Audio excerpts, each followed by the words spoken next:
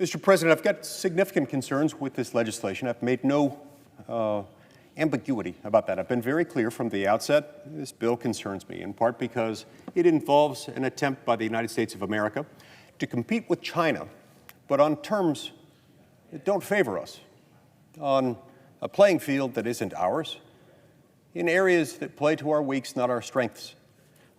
We ought to be playing to our strengths, not our weaknesses. Unfortunately, this bill doesn't get it right. But separate and apart from my concerns regarding the merits of this legislation, which we'll get back to in a moment, I want to talk for a moment about the procedural concerns that I've had. There have been a number of people in the Senate arguing over the last few hours, some in the Senate chamber, some in the media, that we have had a very thorough floor process, that this has been regular order at its best. I appreciate the fact that we've had 2 weeks of floor consideration time. 2 weeks, that is, on Senate time, which is not 2 actual weeks. It's not 2 calendar weeks, not even 2 business weeks. It's a shorter subset of that. But never mind, it's a good thing that we at least had 2 weeks set aside to do this on the Senate floor. So that's a good thing. It is not sufficient, however, to suggest that because we've had hundreds of amendments filed and because we've had a number of votes on amendments and because a few weeks have elapsed since this bill came out of committee, that somehow means that it's regular order, and regular order of the sort that we ought to try to replicate. You have to remember that regular order needs to be evaluated. It needs to be measured against several things. In other words, a simple resolution designating National Sofa Care Month probably need not receive a lot of floor time or a lot of opportunities for amendments. But the more substantive and the more costly, economically or otherwise, a particular bill might be, the more demanding regular order ought to be. Regular order is not satisfied, particularly in a bill like this one that is likely to cost $200 billion or more, and that's 2,000 pages plus long, and that deals with some very significant geopolitical and economic issues.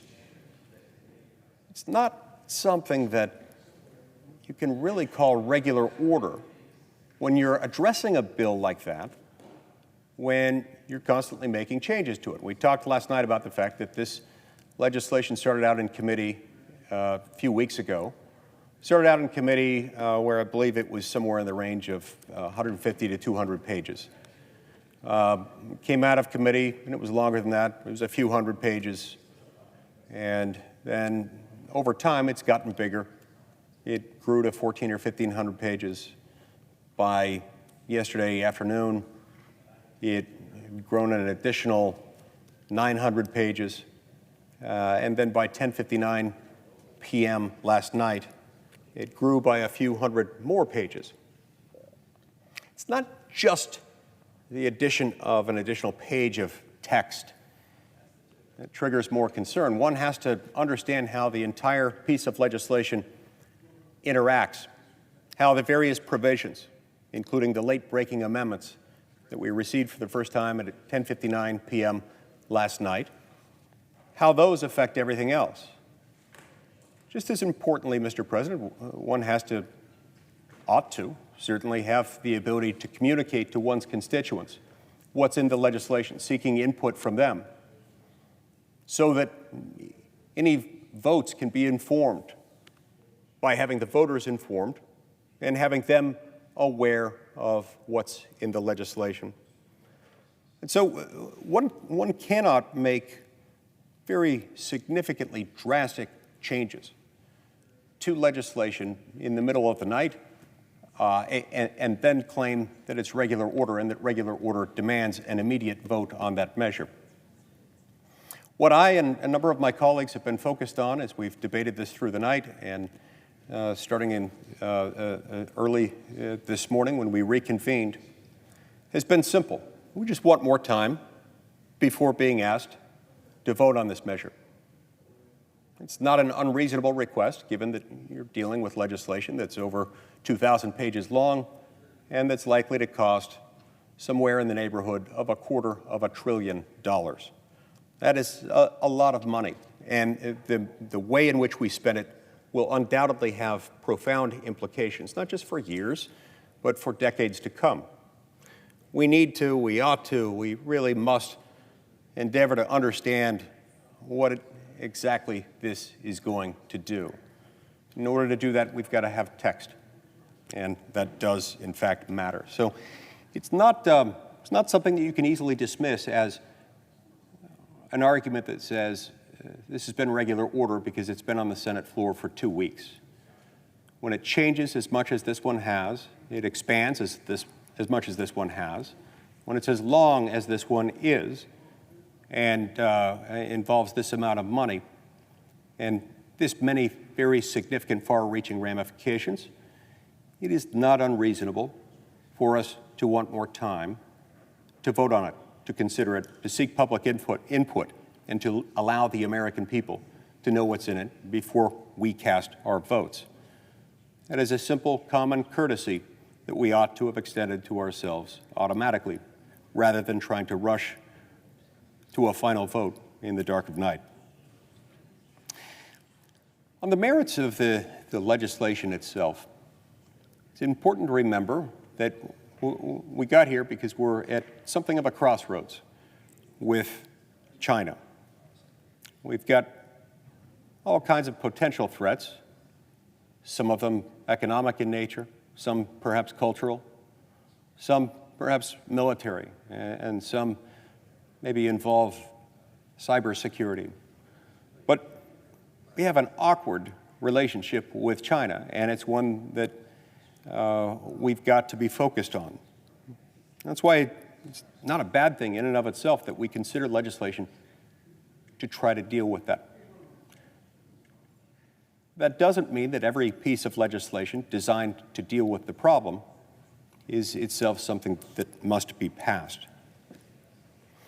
You see, if we're going to try to pass something telling the American people that what we're passing will lead to a better outcome with China and our ability to compete with China, if we're going to make that argument, then we've got to be able to back that up. And in order to be able to back that up, we've got to put ourselves in a position where we can be our best selves, where we know we're poised for success. We've got to consider exactly what kind of strategy we're deploying and what kind of competitor we want to be. So the legislation before us, the legislation that's been renamed but that started out as and to this moment includes the Endless Frontier Act, is something that aims to counter China primarily by boosting technology research and development. I think that's fair to say that that's its primary aim. And this is something that nobody dislikes. Nobody dislikes research and development, to my knowledge. These are good things. And undoubtedly, our ability to compete with China will depend on the nature and extent of our investments in research and development. But that does beg the question, what is the best kind of research and development? Is it best when it follows from and is directed by, it could be modified along the way as a result of self-interest, rightly understood, enlightened self-interest, free markets, the decisions of individuals who have something at stake?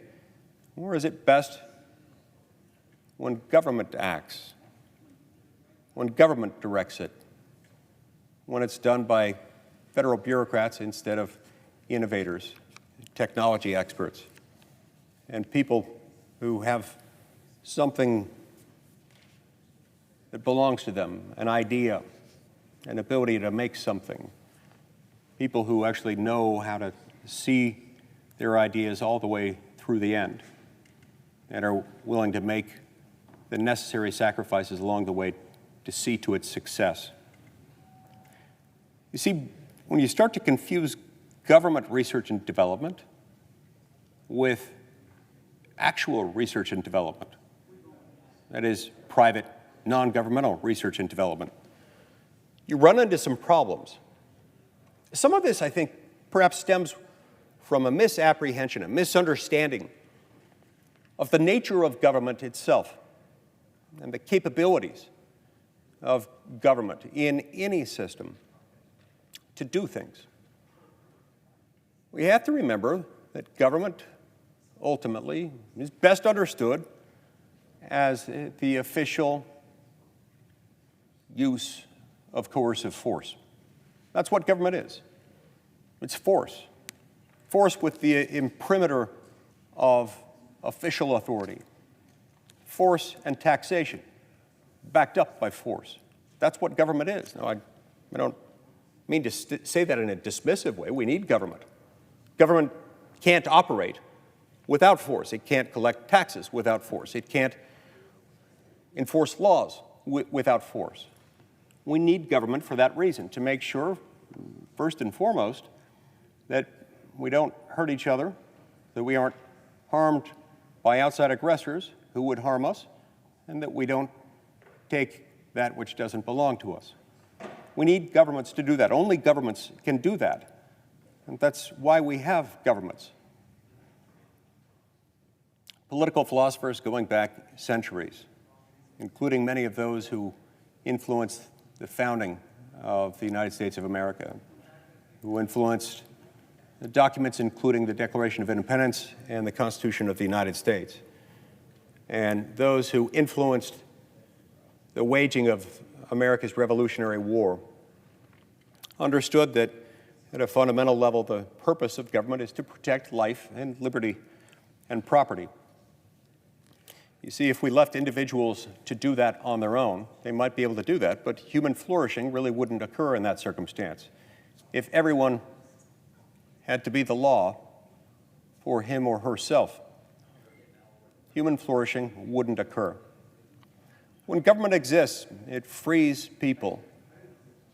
It frees them, not just because freedom sounds great in the abstract, or because it's fun to yell at a rally, or it looks good on a bumper sticker, but we like freedom because of the things that free people do when they're allowed to be free. When they're able to come together and form what I refer to as the twin pillars of American exceptionalism. In fact, I'd go so far as to call them the twin pillars of any thriving human civilization. Those twin pillars are free markets and voluntary institutions of civil society. When you have robust free markets and voluntary institutions of civil society, human beings do better. They can't, of course, function in a state of anarchy, nor can they function in the absence of a government, because that always involves anarchy, necessarily. But when there is government, and that government properly understands its role of protecting life, liberty, and property, it's freeing and liberating. And human beings in that setting can do amazing things. It's what's led to the development of the greatest civilization and the strongest economy the world has ever known. It's what's led more people out of poverty than any government program ever can, ever could, ever has, or ever will. When we lose sight of what government is, when we start to forget that government is just force and taxation backed up by the use of force, it can easily be manipulated for nefarious ends. It's not that government is bad. Government isn't inherently good or evil. Government consists of that principle of force backed up with the legitimacy of the imprimatur of the state, or in our case, a union of states. It's that force that is necessary, that same force that's necessary can become destructive of the very ends that it was created in order to uphold and protect and defend. So we can't lose sight of it. We can't lose sight of the fact that government is neither inherently good nor inherently evil. You see, government doesn't have eyes to see you. It doesn't have arms to embrace you. It doesn't have a heart with which to love you. It's neither omnipotent nor omniscient. It's not all-knowing, not all-powerful. It just is force and taxation backed up by force.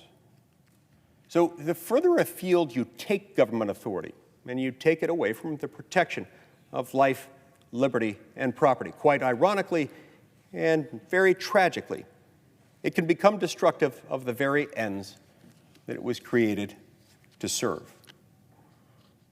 One of the ways in which we see this manifest from time to time is when people will harness the immense power of government and the immense financial resources that can be accumulated by a government through the power of taxation backed up by force for their own political ends, even worse, for their own economic ends. And when you see people's political ends marrying up with the financial interests of those who want to capitalize off of government itself, bad things can happen. You see, because ultimately, the American people become poorer as a result of government action. That is, every dollar that we spend is a dollar that won't otherwise be spent, it could otherwise be spent in the free market, doing good, resulting in everything from charitable contributions to job creation and many, many other things that support our ability to be free and prosperous as a nation. China, importantly, doesn't quite see it this way. They didn't get the memo. They're not steeped in Hobbes, Locke, Montesquieu. They're not steeped in the stories that we know about our American Revolution.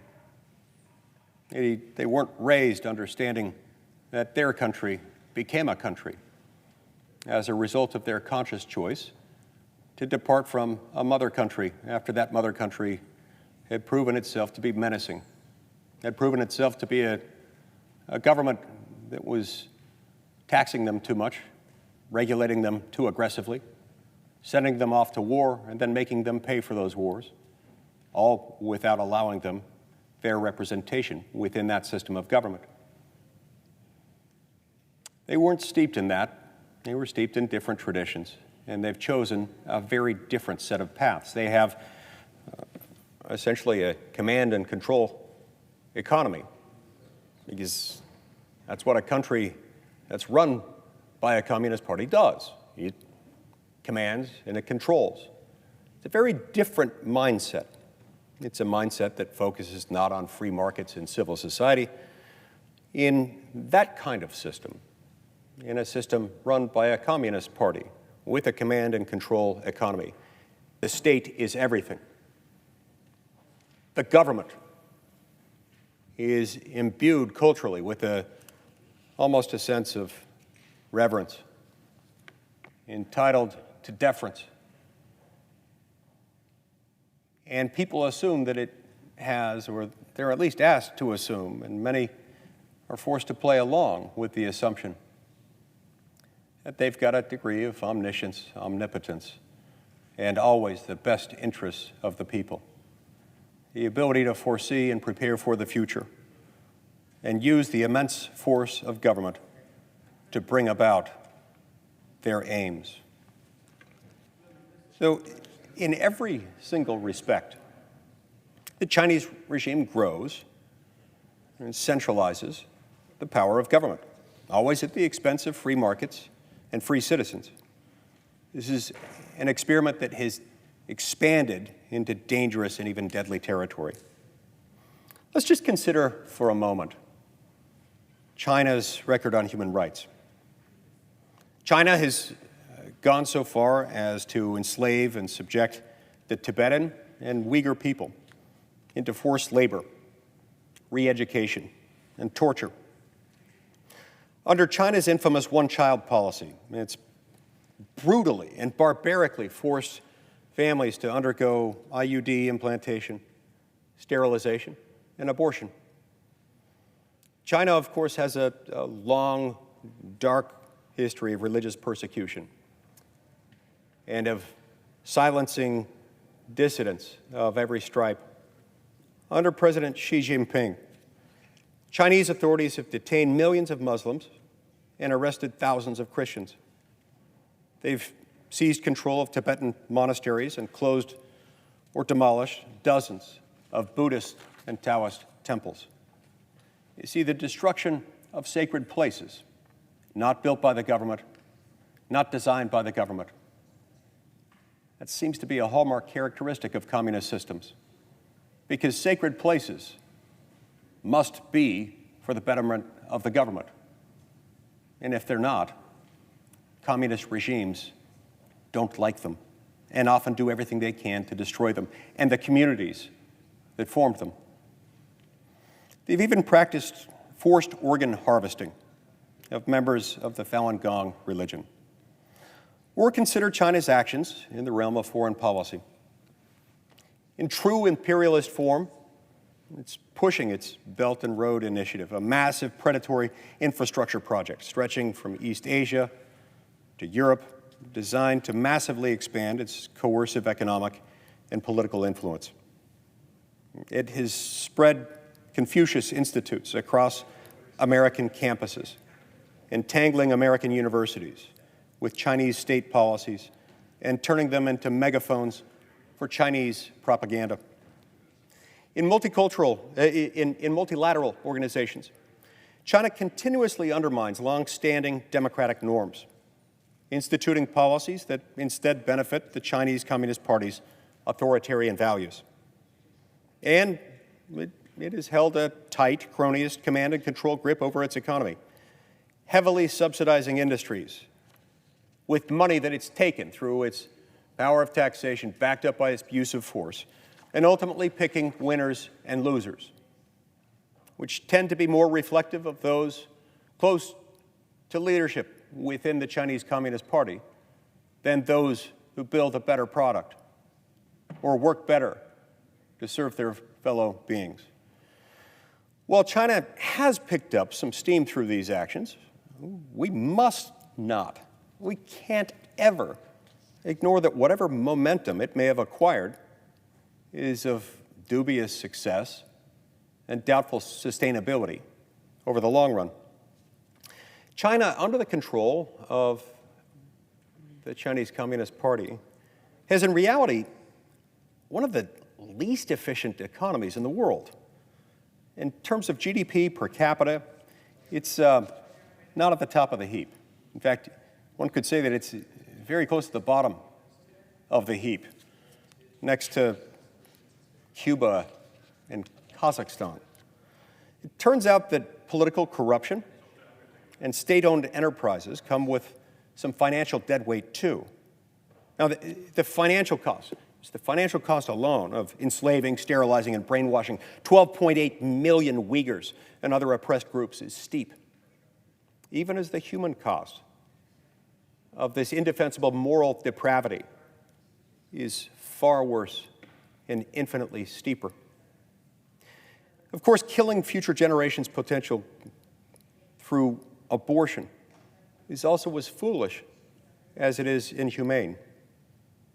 As a result of its decades-long abortion and one-child or two-child policies, China is on track to lose a third of its workforce, a third, and age out faster than any society in modern history. The ratio of workers to retirees in China, which is currently 8-to-1, is projected to whittle down to just 2-to-1 in the coming decades, with only 2 employees for every retiree. China's pension system, which is already showing very significant signs of buckling, will inevitably crack under pressure. Now, it's true that China is aggressive, and it's true that China is really big. But it's not ironclad in its position of global strength. As its population ages more and more, and as more of its land falls into wasted, polluted squalor, it will have neither the inhabitants nor the resources to continue on its current course. So, Mr. President, there's nothing about China's principles or China's trajectory that we should seek to emulate. No, not in the slightest. In nearly every single way, the Chinese regime consolidates power to trample over the rights of men and women and quash free expression, the free exercise of religion, and free enterprise.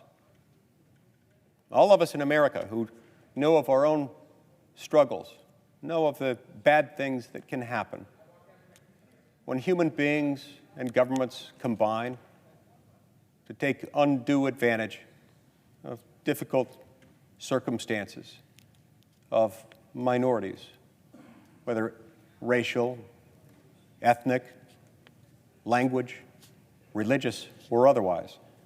Bad things happen.